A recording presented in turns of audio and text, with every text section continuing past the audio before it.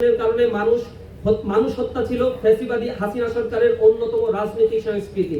কিন্তু অত্যন্ত পরিতাপের বিষয়, ফ্যাসিবাদ উত্তর বাংলাদেশে বর্তমান সরকারের আমলেও আমরা সেই একই পুরনো অপসংস্কৃতির পুনরাবৃত্তি দেখতে পাচ্ছি।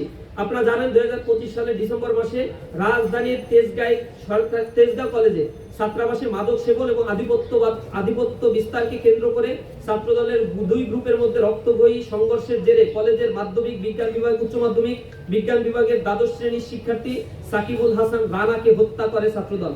অথচ জুলাই অভ্যুত্থানের অন্যতম আকাঙ্ক্ষা ছিল সন্ত্রাস, হানাহানি, দলীয় লেজুরবৃত্তি মুক্ত শিক্ষাঙ্গন প্রতিষ্ঠা এবং জ্ঞান গবেষণা মুক্ত বুদ্ধি চর্চা ও নৈতিক মূল্যবোধ বিকাশে সহায়ক নিরাপদ ক্যাম্পাস বিনির্মাণ করা। কিন্তু জুলাই অভ্যুত্থানের সেই আকাঙ্ক্ষাকে বিসর্জন দিয়ে অতীতে সংগঠিত সন্ত্রাসী কর্মকাণ্ডের কালো ইতিহাস থেকে ন্যূনতম শিক্ষা না নিয়ে সরকার দলীয় সংগঠন ছাত্রদল বর্তমানে শিক্ষাঙ্গনে আবারও বর্বরোচিত সহিংসতার পুনরাবৃত্তি ঘটাচ্ছে। শুধু তাই নয়, গত 10 জুন নোয়াখালীর সেনবাগে মসজিদের সামনে মাদক বিক্রির প্রতিবাদ করায় স্থানীয় শহীদ জিয়া স্মৃতি সংসদের সভাপতি এবং বিএনপি কর্মী রশিদ ও মাদক কারবারি হারুন গঙ্গের বর্বরোচিত হামলায় আরাফাত হোসেন ফাহিম নামে এক এসএসসি পরীক্ষার্থী নিহত হয়। সেই ঘটনায় আরো 4 জন গুরুতর আহত হয়। এদিকে গত 21 জুন গাইবান্ধায় সাগাটা উপজেলার বোনারপাড়া ইউনিয়নের সভাপতি, ইসলামী ছাত্র শিবিরের সভাপতি সাইফুল্লাহ বাড়িকে যুবদলের সন্ত্রাসীরা প্রকাশ্য দিবালোকে নৃশংসভাবে কুপিয়ে ও গলা কেটে হত্যা করে। এই ঘটনায় এখন পর্যন্ত 4 জনকে গ্রেফতার করা হলেও মূল আসামি তিনি এখনো ধরাছোঁয়ার বাইরে অবস্থান করছে। বিগত ফ্যাসিস্ট সরকারের সময় সবচেয়ে বেশি ক্ষতিগ্রস্ত হয়েছিল শিক্ষা প্রতিষ্ঠানগুলো।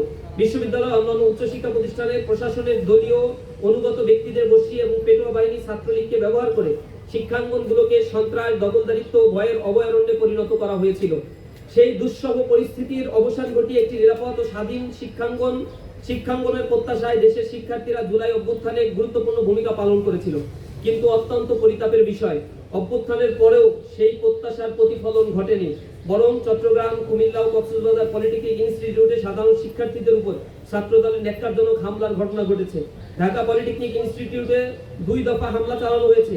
এছাড়া রুয়েট, সাবিপ্রবি সহ বিভিন্ন শিক্ষা প্রতিষ্ঠানের শিক্ষার্থীদের উপর হামলা, শাহবাগে সংঘবদ্ধ হামলা চালিয়ে ডাকসু নেতৃবৃন্দকে লাঞ্ছিত করা এবং ক্যাম্পাস জুড়ে আধিপত্য বিস্তারের নানা ঘটনা দেশবাসী প্রত্যক্ষ করেছে।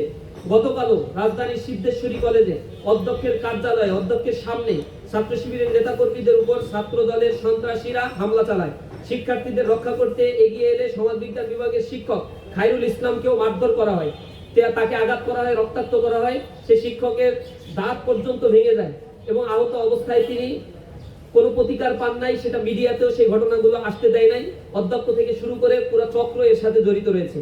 এর আগে ঢাকা বিশ্ববিদ্যালয়ের শহীদুল্লাহ হলে সিনিয়রদের সঙ্গে কথা কাটাকাটির ঘটনাকে নারী হেনস্থার অভিযোগে ভিন্ন খাতে প্রবাহিত করে হল সংসদের সমাজসেবা সম্পাদক সাজুকে টার্গেট করে ছাত্রদল ও বাম সংগঠনের নেতাকর্মীরা গত পরশু গভীর রাতে সাজুর কক্ষের সামনে ছাত্রদলের নেতাকর্মীদের সংঘবদ্ধ উপস্থিতির সিসিটিভি ফুটেজ প্রমাণ করে শিক্ষাঙ্গনে আবারও আবরার ফাহাদের মতো মর্মান্তিক ঘটনার পুনরাবৃত্তি ঘটাতে চায় তারা।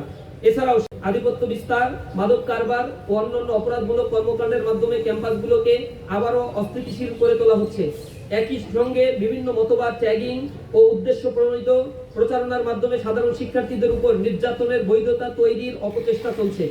যে দলীয়করণের বিরুদ্ধে দেশের সাধারণ মানুষ রায় দিয়েছে, আজ সেই একই ধারাবাহিকতায় বিশ্ববিদ্যালয়গুলোতে দলীয় বিবেচনায় প্রশাসক নিয়োগের মাধ্যমে শিক্ষাঙ্গনগুলোতে পুনরায় নিয়ন্ত্রণের চেষ্টা চালানো হচ্ছে।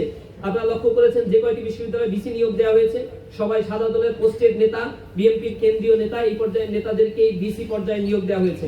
ফলে স্বাধীন, নিরাপদ ও জ্ঞান চর্চার অনুকূল শিক্ষাঙ্গন গড়ে তোলার যে আকাঙ্ক্ষা নিয়ে শিক্ষার্থীরা অভ্যুত্থানে অংশ নিয়েছিল, তা আজ পূরণ হয়নি। দেশের এই জটিল রাজনৈতিক বাস্তবতায় জুলাই অভ্যুত্থানের আকাঙ্ক্ষাকে ধারণ, শহীদ ও আহত যোদ্ধাদের স্বপ্নের বাংলাদেশ বিনির্মাণ, গণভোটের রায় ও জুলাই সনদ অবিলম্বে পূর্ণাঙ্গ বাস্তবায়ন এবং গণহত্যার বিচারের দাবিতে বাংলাদেশ ইসলামী ছাত্র শিবির দেশব্যাপী 36 দিন ব্যাপী বিশেষ কর্মসূচি হাতে নিয়েছে। কর্মসূচি 1, গণভোটের রায় ও জুলাই সনদের পূর্ণাঙ্গ বাস্তবায়ন। আওয়ামী ফ্যাসিবাদের আমলে সংগঠিত সকল গণহত্যার বিচারের দাবিতে দেশব্যাপী অদম্য জুলাই শিরোনামে মাসব্যাপী বিক্ষোভ মিছিল ও সমাবেশ আয়োজন। রক্তাক্ত জুলাইয়ের স্মৃতি নিয়ে গল্প, উপন্যাস, গবেষণা প্রবন্ধ এবং সাময়িকী প্রকাশ। রাজধানীতে শিশুদের চোখে জুলাই জাগরণ শীর্ষক আলোকচিত্র প্রদর্শনী। জুলাই জাগরণ ডকুপ্লি ফিল্ম প্রতিযোগিতা ও পুরস্কার বিতরণের আয়োজন, সেমিনার, সিম্পোজিয়াম, রিসার্চ কনফারেন্স, আলোচনা সভা, দোয়া অনুষ্ঠানের আয়োজন। সারা দেশে শিক্ষা প্রতিষ্ঠান ও গুরুত্বপূর্ণ পাবলিক প্লেসে জুলাইয়ের অঙ্গীকার ইনসাফের বাংলাদেশ বিনির্মাণ শীর্ষক আলোকচিত্র ও ডকুমেন্টারি প্রদর্শন এবং সাংস্কৃতিক সন্ধ্যার আয়োজন। জুলাইয়ের স্মৃতি বলা, স্মৃতি লিখন, বক্তব্য রচনা ও বিতর্ক প্রতিযোগিতা প্রভৃতির আয়োজন। নিজ নিজ জেলায় শহীদের নামে স্থায়ী পাঠাগার প্রতিষ্ঠা। জুলাই শহীদ স্মৃতি ক্রীড়া প্রতিযোগিতার আয়োজন। শহীদ পরিবার, আহত ও আন্দোলনে অংশগ্রহণকারী গাজীদের নিয়ে লাল জুলাই শীর্ষক সাক্ষাৎকার গ্রহণ ও পডকাস্টের আয়োজন। শহীদের কবর জিয়ারত, শহীদ পরিবার ও আহতদের সঙ্গে সাক্ষাৎকার এবং মত বিনিময় ও জুলাই দেশব্যাপী জুলাই গ্রাফিতি অঙ্কন। ইকোস অফ জুলাই শিরোনামে 36 দিন ব্যাপী অনলাইন ক্যাম্পেইন পরিচালনা করা। প্রিয় সাংবাদিক বন্ধুগণ, আমরা যখন জুলাইয়ের দিকে তাকাই তখন আমাদের চোখে ভেসে ওঠে আবু সাঈদ, মুগ্ধ, যাদের বুক পেতে দিয়ে তাদের এই বীরত্ব, মুগ্ধ সেই পানি লাগবে পানি বলে ছুটে চলা মানবিক সেই আহ্বান এবং 24-এর হাজারো শহীদের আত্মত্যাগ। তাদের আত্মত্যাগ আমাদের শিখিয়েছে ভয়ের সংস্কৃতি থেকে অন্যায়ের বিরুদ্ধে মাথা উঁচু করে দাঁড়াতে। মনে করিয়ে দিয়েছে এই দেশের প্রকৃত মালিক কোনো স্বৈরাচার শাসক নয়, বরং এই দেশের মালিক এ দেশের জনগণ। তাই আসুন কোনো স্বার্থান্বেষী গোষ্ঠীর ক্ষমতা লিপ্সার কাছে এই অভ্যুত্থানের অর্জনকে ব্যর্থ হতে না দিয়ে সব বিভেদ ভুলে শহীদের স্বপ্নের বৈষম্যহীন ইনসাফ ভিত্তিক বাংলাদেশ গড়ার লক্ষ্যে আমরা পুনরায় ঐক্যবদ্ধ হই। সবশেষে গণহত্যার বিচার, গণভোটের রায় এবং জুলাই সনদের পূর্ণাঙ্গ বাস্তবায়নের দাবি জানিয়ে আগামী 36 দিন ব্যাপী কর্মসূচি সফল করতে ইসলামী ছাত্র শিবিরের জনশক্তি, শুভাকাঙ্ক্ষী ছাত্র সমাজ এবং দেশবাসীর সার্বিক সহযোগিতা কামনা করছি। উপস্থিত সাংবাদিক বন্ধুদের